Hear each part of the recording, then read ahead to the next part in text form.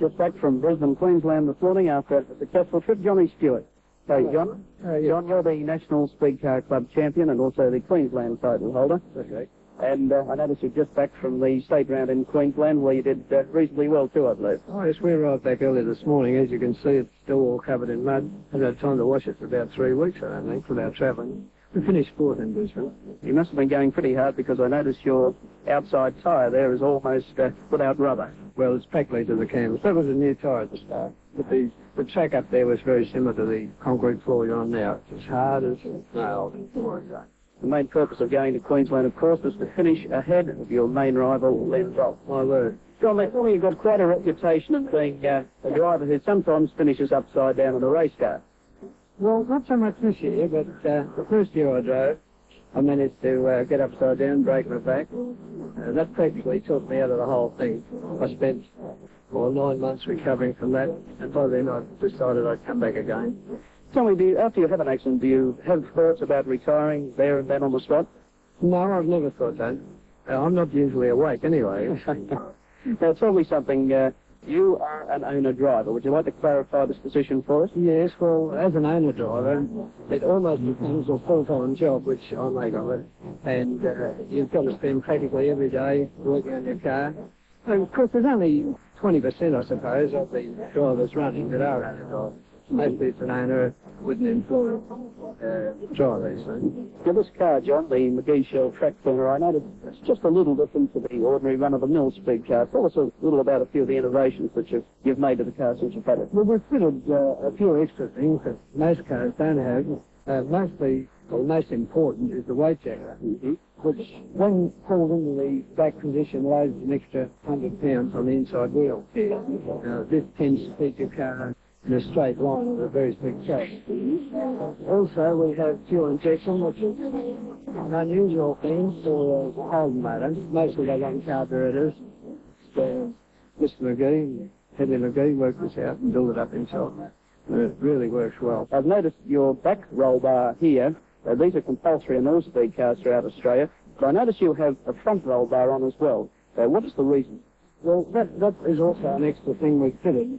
Initially, we placed it on there to protect all the accessories, like the magneto and the injection, but it's proved to be possibly one of the biggest safety features we've ever had. You see, if you took a line between the roll bar, just point up here, you can place the car upside down, and there I am not touching anything. You can roll merrily down the straight, provided you don't run into something not going anywhere when you are in the cockpit. I would say that you're as safe as a bank. Well, to put it quite bluntly, you're not upset about sitting in this car and overturning. Oh, no, don't take me wrong. Well, I like to stay right on with the wheels all the time. They don't steer you good upside down, do they?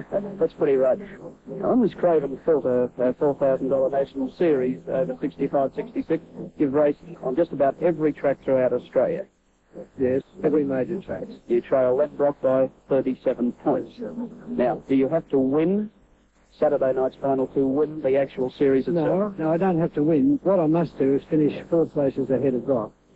4 places ahead. Irrespective of where in the field, but 4 places in front. Do you think you can do it?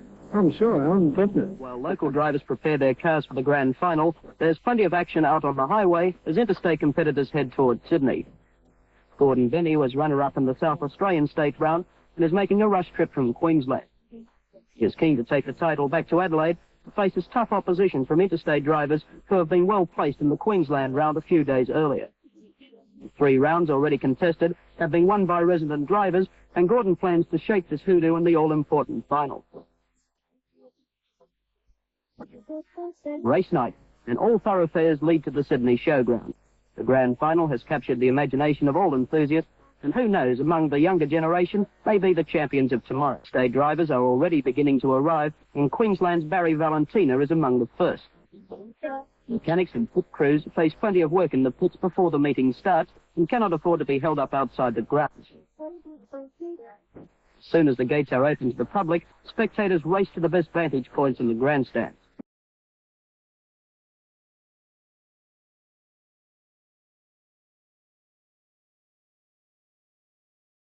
Are already pouring into the grounds, and both police and gatemen realise that this could well be the biggest speedway crowd for more than a decade.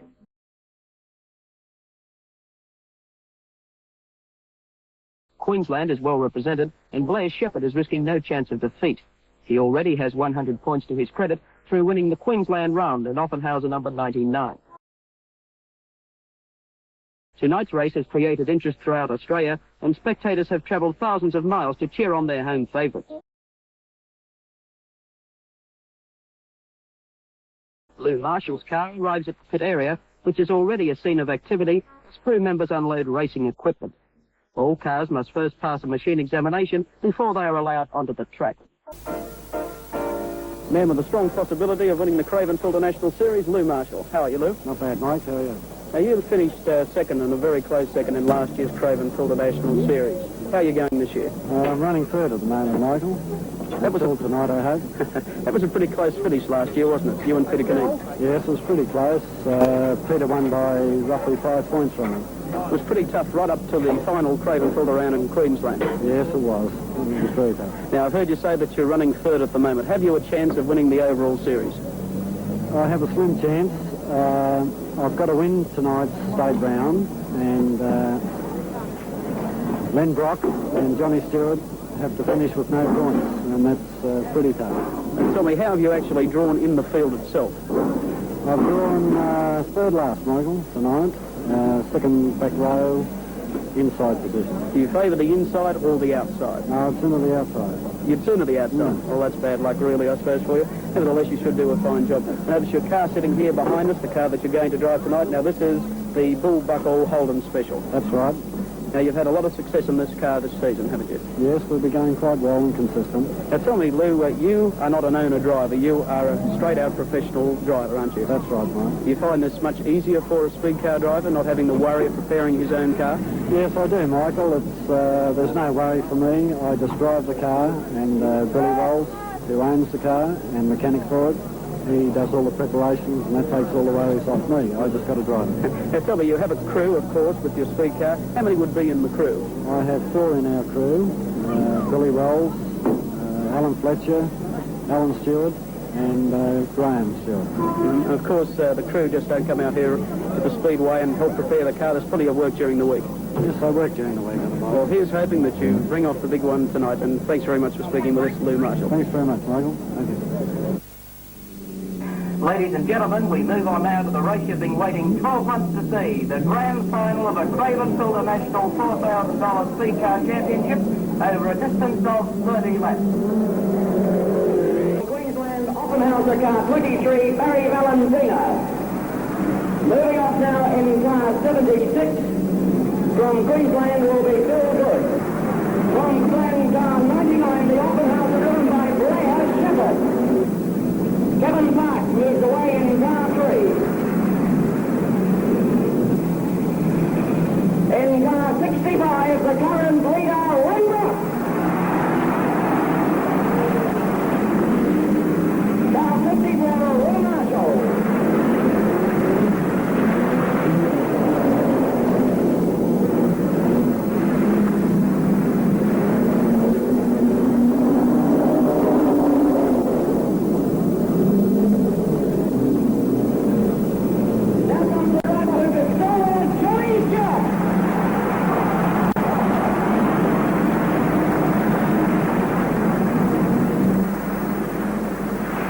A tense atmosphere has settled over this big crowd at the Sydney Showground as National Speed Car Club officials organise the field into starting position for the 30-lap final.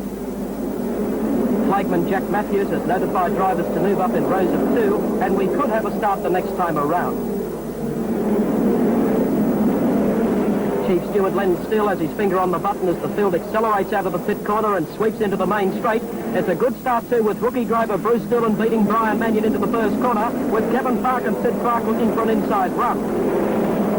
Brian Canine looks to main danger and has already passed 4 cars, but he could be in trouble in the bottom corner. His car's got into a spin in the middle of the field and we could have trouble. Peter Canine flips over his brother's car and lands upside down as Sid Middlemas pulls off a magnificent save, just missing the 2 cars. A rather dramatic happening in this, the first lap of the race, with Peter Canine still lying upside down under his car. The caution lights are on and the crash crews are already racing to the scene of the accident. Cars are coming to a stop in the back straight and we'll have to wait on news of Canine.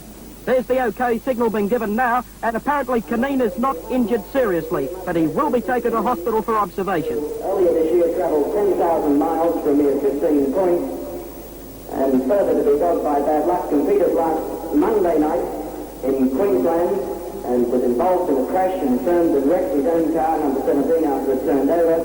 Came down for tonight's meeting and drove number 30, and you saw what happened. Very unlucky run for the winner of this championship last year, Peter Canine.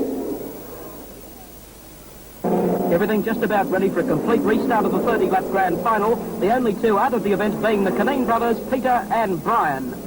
The field moves onto the main straightaway as the lights turn to green, and it's a good start too, with sensational rookie driver Bruce Doolan winning the jump on the outside of Brian Mannion. Doolan hits the back straight 5 yards clear of the pack, while back markers Lenny Brock and John Stewart are hemmed in behind a wall of cars.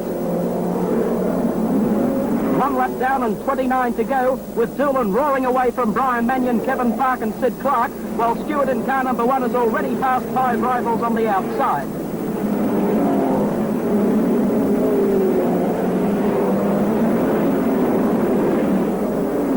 Is still tightly bunched together, but Peter Boland in car 4 is sticking to the outside, and it attempts to pass Kevin Park while Queenslander Blair Shepherd hugs the inside line.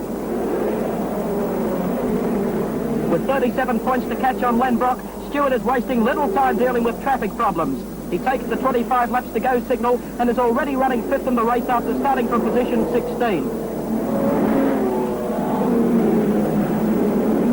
The big question has yet to be answered. Can Stewart's car continue to set this blistering pace for the remainder of the event? There's plenty of heavy dirt on the outside, and Stewart's McGee Shell track burner is handling like a dream.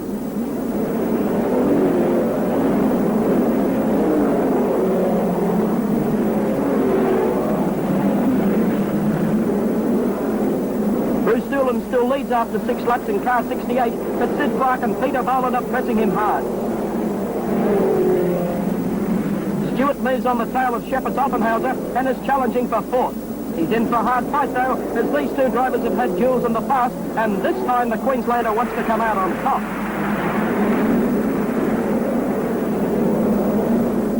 Back in the field, Lenny Brock is trying desperately to improve his position in car 65, but is having trouble passing Valentina and Offenhauser 23. The Shepherd-Stewart duel still goes on, and although Stewart tries for an inside run on Shepherd, it's Shepherd who comes onto the back straight first.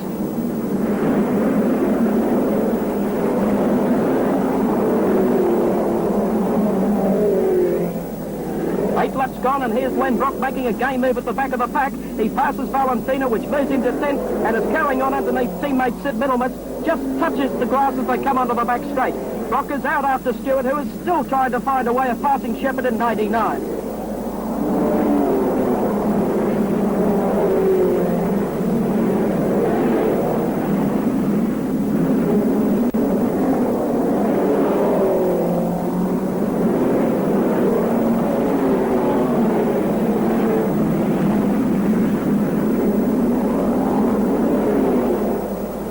One-third of the race already gone, and Shepherd is still holding down 4th.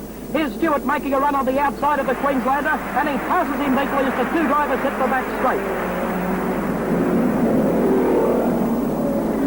Back in the field, Brock is still charging in car 65. He refuses to give in and follows Sid Middlemitz around the outside of Marshall. Leadfoot Len has now started his run, and there are only 3 cars between him and Stewart. Coming onto the back straight, Brock positions himself for a pass and dives under Middlemitz. He's gained yet another position and is now only 2 positions behind Stewart.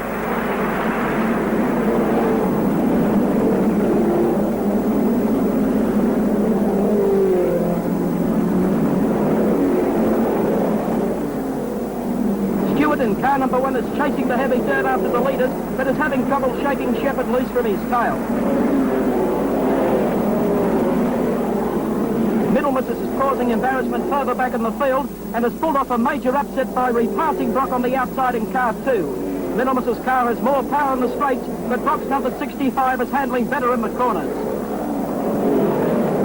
Lou Marshall follows Brock through again as he positions his machine to pass Middlemitz in the straight. Middlemitz goes high into the corner and Brock once again regains 7th position. Early Sid Clark in car 51 has taken over the lead from Doolan, but the challenges are coming thick and fast. Peter Boland in car 4 and Johnny Stewart have closed on the rookie, but he won't shift an inch. Stewart accelerates underneath Boland in the top corner and moves into third position, but Boland is not giving in without a fight.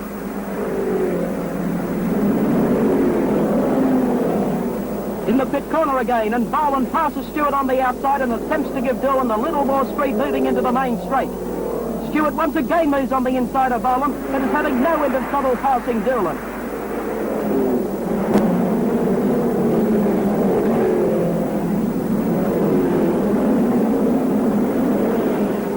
While the front runners are being held up with heavy traffic, Brock continues to set a blistering pace.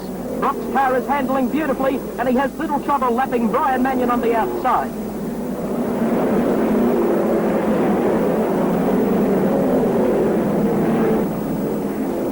A frustrated Johnny Stewart moves to the outside in an attempt to improve his position, and he finally passes Doolan with an electrifying burst of speed.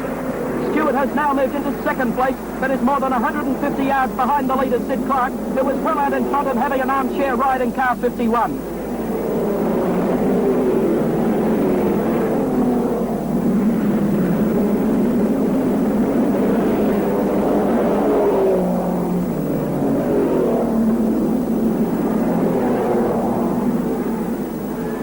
In 3 short laps, Stewart has finally made up the leeway on Clark. Clark is a hard man to pass on the showground track and won't be forced into errors. The two drivers move up to lap John Hunt, and Clark pulls out wide, forcing Stewart to follow him through.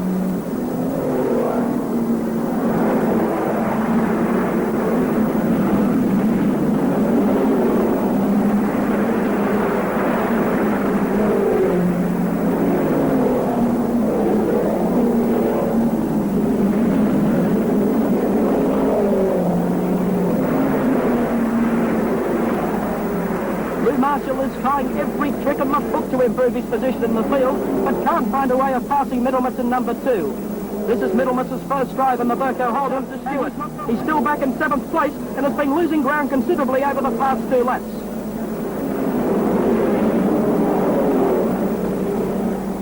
Here comes the field onto the back straight, but Stewart is right on their tails. He's already taken the yellow flag and could even lap Marshall before the finish. When Jack Matthews gives the yellow to several cars, Stewart pours into the straight to take the sign of victory, the checkered flag.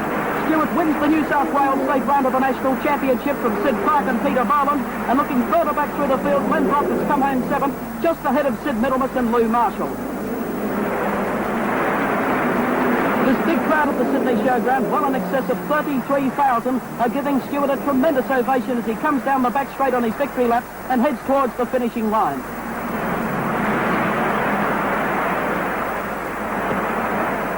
Officials, promoters and fellow competitors race to shake Stewart's hand. His car bursts forth steam as the motor is switched off, and the young driver climbs from the cockpit elated. He's just driven the race of his life and has good reason to be happy. Big speedway races reap big rewards, and Stewart accepts the national championship trophy as well as a cheque for $1,200. His total prize money tonight should exceed $2,000, the largest amount ever earned by an Australian driver for one race. Len Brock, runner-up to Stewart in the National Series, receives his award, a cheque for $500. Place getters in the championship pose before taking off on their victory lap. And so the 1965-66 Craven Filter National Championship Series is over. In sponsoring this annual competition, WD and H.O. Wills had one great objective in view, and that was to foster and improve speed car racing on a truly national basis. Public interest in this year's series throughout Australia has been outstanding, and over 1.5 million spectators have watched sanctioned point score races on 14 tracks. And so, Johnny Stewart is the new title holder, but you can bet he'll be the first to chase points next year on the championship trail.